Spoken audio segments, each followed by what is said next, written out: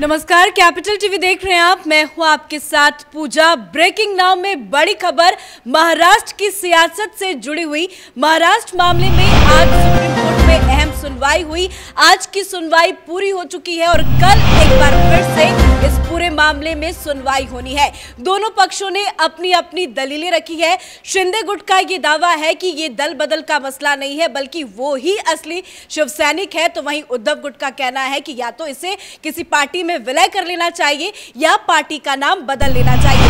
तो अंदर supreme court के अंदर दोनों गुटों में जबरदस्त बहस हुई, तो बाहर भी एकनाथ शिंदे और उद्धव ठाकरे आमने सामने हैं। एकनाथ शिंदे ने उद्धव ठाकरे को चेतावनी देते हुए ये तक कह दिया कि अगर उन्होंने अपना मुंह खोल दिया तो महाराष्ट्र में भूकंप आ जाएगी। तो महाराष्ट्र से जुड़ी बड़ी खबरों के साथ मेरे साथ न्यूज रूम से जुड़े हुए हैं कैपिटल टीवी के editor in chief doctor Manish Kumar. सबसे पहला सवाल, आज सुप्रीम कोर्ट में क्या हुआ? देखिए, सुप्रीम कोर्ट के अंदर और सुप्रीम कोर्ट के बाहर जो उठा पटक हो रहा है, इसमें यह साफ साफ लग रहा है कि उद्धव ठाकरे चारों खाने चित होने वाले हैं। आज फ्रस्ट्रेशन में उद्धव ठाकरे ने यहाँ तक कह दिया कि जो शिंदे सरकार है वो दरअसल एक जहरीले पेड़ का फल है। अब आपको ये सब कहने की आवश्यकता कब पड़ती है? जब आपके पास दलीलें खत्म हो जाती हैं, जब आपको लगता है कि आपके हाथ से पूरी बाजी चली गई है, तब आप इस तरह की अभद्र भाषा का इस्तेमाल आप करते हैं।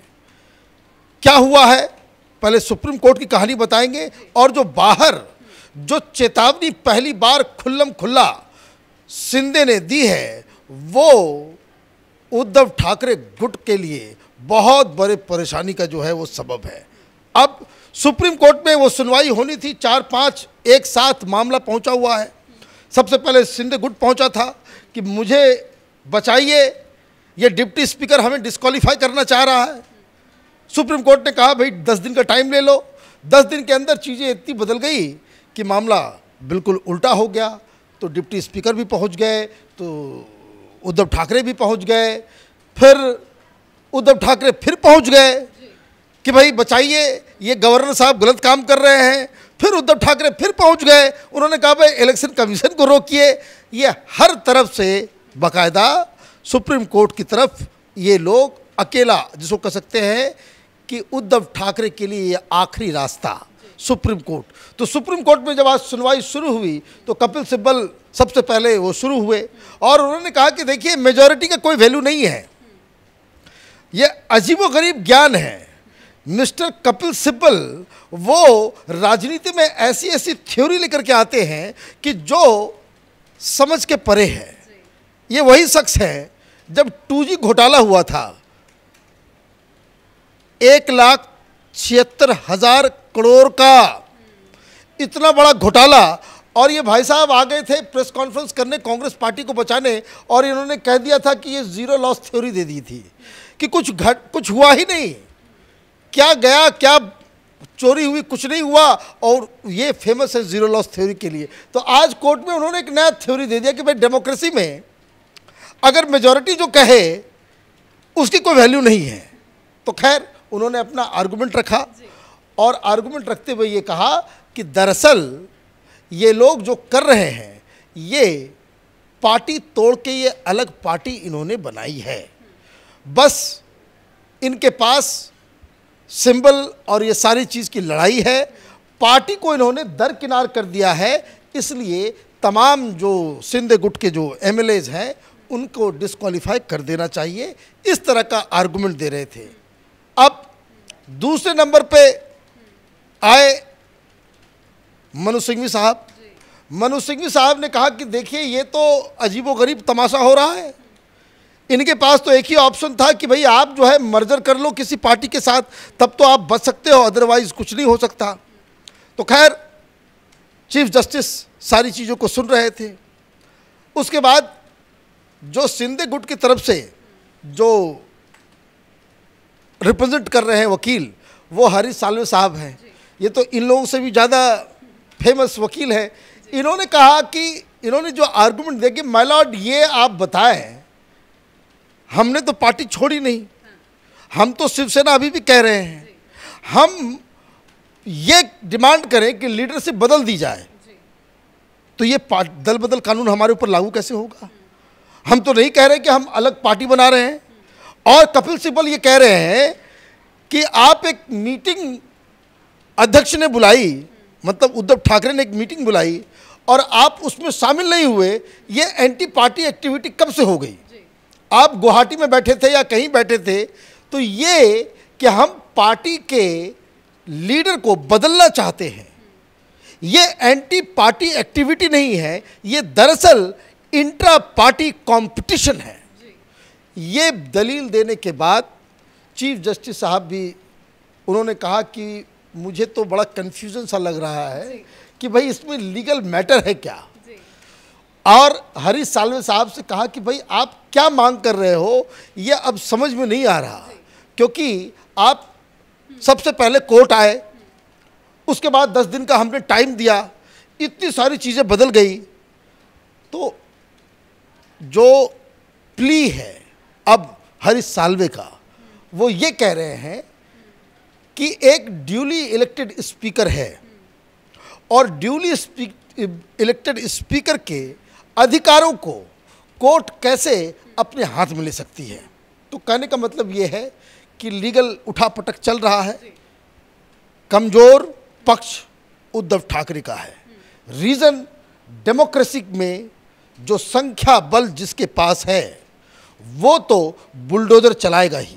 बड़ा दिलचस्प हो गया है महाराष्ट्र की ये लड़ाई, लेकिन जटिलता अगर देखें तो वो भी कुछ कुछ नजर आ रही है। लेकिन एक बात तो साफ है कि ये पूरा जो मसला है वो पार्टी के अंतर कलह का है, तो ये पूरे मामले को तो इलेक्शन कमीशन को ही सुनना चाहिए। देखिए, इलेक्शन कमीशन तो वो बाद में आएगा, पहले अब चूंकि मसला सुप्रीम कोर्ट में आया हुआ है, सुप्रीम कोर्ट को ये तय करना पड़ेगा। अब देखिए, सिंपल सी बात क्या है, सिंपल बात ये है कि आप ये समझिए कि किसी सरकार के पास बहुमत है, जैसे इंदिरा गांधी के पास बहुमत था, है ना। आपने क्या किया, आपने संविधान के प्रियम्बल को भी बदल दिया, उसमें आपने सेकुलरिज्म सोशलिज्म वर्ड्स डाल दिए। कोई कुछ कर सका? नहीं कर सका। क्यों नहीं कर सका? क्या उसको सुप्रीम कोर्ट ने फिर उसको ख़त्म किया? नहीं किया। क्यों नहीं किया? वो इसलिए क्योंकि मेजॉरिटी की ही बात चलती है। आप कोई कानून सरकार लेकर के आए, उसमें कई सारे लूप होल्स हो सकते हैं।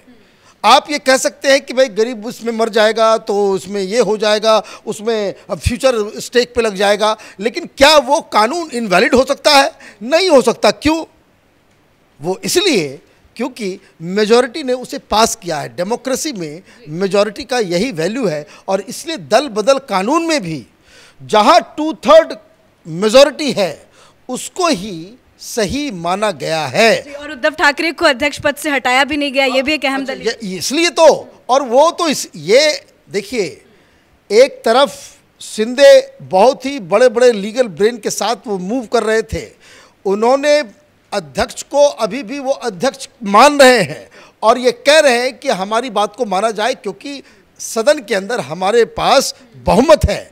और इसलिए ये जो कैपिटल टीवी के जो दर्शक होंगे, ये बात हम शुरू से कहते आ रहे हैं कि जब तक ये कहते रहेंगे कि हम ओरिजिनल शिव सैनिक हैं, तब तक इनके ऊपर दल बदल का कानून लागू नहीं होगा। पार्टी कोई छोड़ेगा तब तो दल बदल कानून उस पर लागू होगा। अब मसला कल फिर सवेरे सवेरे इस पर सुनवाई होगी। जज साहब ने कहा है कि क्या क्या आपकी मांगे हैं वो हरीश साल्वे रीफ्रेम करें और एक एक सेंटेंस में वो हमें बताएं कि भाई आप क्या रिलीफ चाह रहे हैं। तो ये मसला उसी चीज को लेकर के कल इसके ऊपर बातचीत होगी। ये देखना होगा कि कल क्या कुछ अहम सुनवाई होती है। कोर्ट के अंदर तो बहस चल रही है, पर बाहर भी बड़े बड़े बयान सामने आ रहे हैं। बाहर किस तरह की लड़ाई दोनों के बीच में जा रही है? बाहर तो इसको कह सकते हैं कि दोनों ही गुटों ने तलवार निकाल लिया है। रोज उद्धव ठाकरे गुट की तरफ से एकनाथ शिंदे को गद्दार, तो पीठ में खंजर मारने वाला, पीछे से छुरी झोंकने वाला, तो वो सत्ता का लोभी, पता नहीं क्या क्या क्या क्या। लेकिन अब तक उद्धव ठाकरे के ऊपर डायरेक्ट अटैक शिंदे साहब ने नहीं की थी। लेकिन पुणे में एक कल रैली थी और रैली के अंदर वो पहली बार उद्धव ठाकरे के ऊपर डायरेक्ट हमला किया है। उन्होंने कहा अब देखिए, अभी जेल जाने से पहले वो सामना में उनका ही अखबार, उनका ही एडिटर, उनका ही स्पोक्स पर्सन संजय राउत, उसको वो इंटरव्यू दे रहे थे और इंटरव्यू में उन्होंने बहुत सारी बातें ऐसे कह दी जो नहीं कहना चाहिए, क्योंकि एक तो मामला सुप्रीम कोर्ट के अंदर भी है और आप अपनी गरिमा को आप खुद नीचे गिरा रहे हैं।